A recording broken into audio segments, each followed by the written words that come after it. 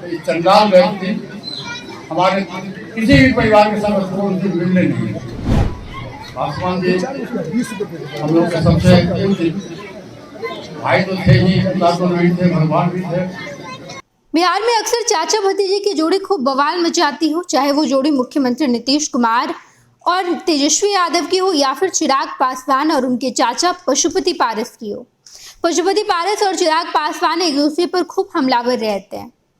अब एक बयान पशुपति पारस का निकलकर सामने आया है, जहां पर खगड़िया में पशुपति पारस कहते हैं कि हम तीनों भाइयों में बहुत प्रेम था। पासवान जी ना केवल हमारे बड़े भाई बल्कि पिता तुल्य हमारे भगवान भी थे। और आज जब मैं खगड़िया आया हूं तो मैं आपको बता देता हूं कि भगवान साक्षी है इस चंडाल ने हमारे साथ क्या क्या किया है। पशुपति पारस ने कहा कि जब पासवान जी का अंतिम दिन था, यानी कि रामविलास पासवान का अंतिम समय था, तो उस वक्त वो हम लोगों को बहुत याद करते थे, लेकिन इस चंडाल ने हमें मिलने नहीं दिया। वो हमेशा कहते थे कि प्रिंस कहाँ है, पशुपति पारस कहाँ है, लेकिन उस चंडाल ने हमें मिलने नहीं दिया और उसके बाद उल्टा हम ही पर आरोप लगा रहा है। ये तमाम बातें पशुपति पारस ने खगड़िया में कहा है। आप सुनिए पशुपति पारस क्या कुछ कहते नजर आए हैं। और ये धरती है, धरती ने 3 लाख को पैदा किया और आज उसी परिवार में पृथ्वीराज पासवान जी पूर्व सांसद बने, चिराग पासवान भी सांसद बने। एक परिवार से 5 सांसद हम बनाए गए। उदाहरण है बिगड़ने लगा और हम लोग करवाए, लेकिन हम लोग बता नहीं पाए। पासवान जी हम लोग के सबसे भाई तो थे ही, तो नहीं थे, भगवान भी थे।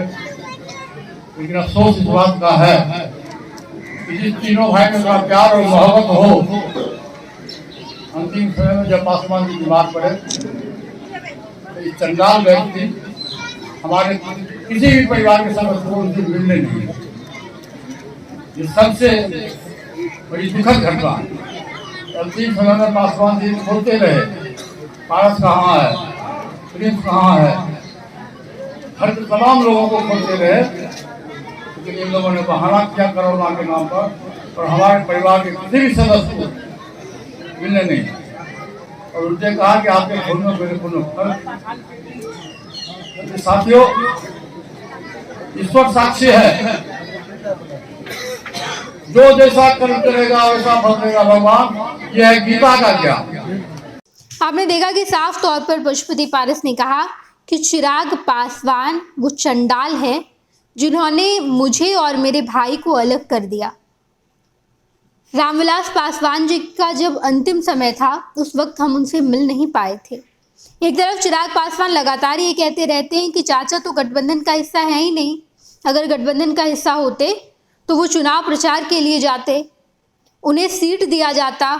2024 के लोकसभा चुनाव के दौरान ही ये साफ हो गया है कि पशुपति पारस की पार्टी राष्ट्रीय लोजपा एनडीए का हिस्सा बिल्कुल नहीं है, क्योंकि पहले उन्हें एनडीए से निकाल दिया गया। उसके तुरंत बाद उन्होंने केंद्रीय मंत्री से इस्तीफा दे दिया और उसके बाद दूसरे गठबंधन का भी दरवाज़ा खटखटाया। लेकिन जब दूसरे गठबंधन ने अपना दरवाज़ा नहीं खोला तो पशुपति पारस ये कहने लगे कि हम अभी भी एनडीए का ही हिस्सा हैं, हम एनडीए से बाहर नहीं है। भले ही हमें लोकसभा चुनाव में सीट ना दिया गया हो, लेकिन हम एनडीए का समर्थन करेंगे। लेकिन चिराग पासवान ने कहा कि उनके कथनी और करनी में इतना अंतर दिखाई दिया कि वो एनडीए के प्रत्याशी के खिलाफ जाने लगे। जहाँ जहाँ एनडीए के प्रत्याशी थे उनके खिलाफ में वो प्रचार प्रसार करने लगे और इसका नतीजा ये हुआ कि उन्हें गठबंधन से निकाल दिया गया है। वो गठबंधन का हिस्सा नहीं थे और ना आज हैं।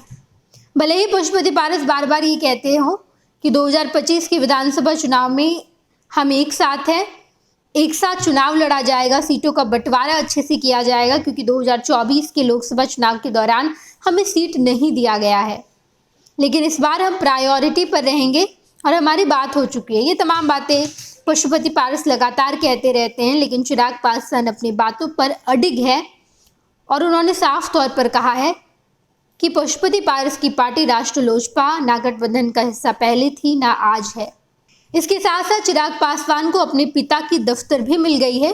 जब लोजपा एक साथ हुआ करती थी, यानी कि पशुपति पारस और चिराग पासवान अलग नहीं हुए थे, उस वक्त का दफ्तर, लेकिन जब लोजपा का खंडन हुआ, लोजपा बिखर गई, तो पशुपति पारस ने वो दफ्तर अपने पास रख लिया और अब चिराग पासवान को वो दफ्तर मिल गया है और अब वो दफ्तर राष्ट्र लोजपा का नहीं बल्कि लोजपा रामविलास का हो गया। कल लोजपा का 25वां स्थापना दिवस भी था और इसके उपलक्ष्य पर चिराग पासवान बहुत भावुक नजर आए, लेकिन वहीं खगड़िया में पशुपति पारस ने भी चिराग पासवान पर बड़ा हमला बोला और कहा कि चिराग पासवान ही वो व्यक्ति हैं जिन्होंने हम भाइयों को अलग कर दिया।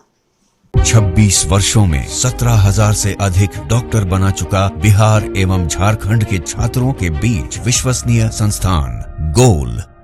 26 वर्षों में 17,000 से अधिक डॉक्टर बना चुका बिहार एवं झारखंड के छात्रों एवं अभिभावकों के बीच सर्वाधिक विश्वसनीय एवं लोकप्रिय संस्थान गोल, नेशंस लीडिंग इंस्टीट्यूट।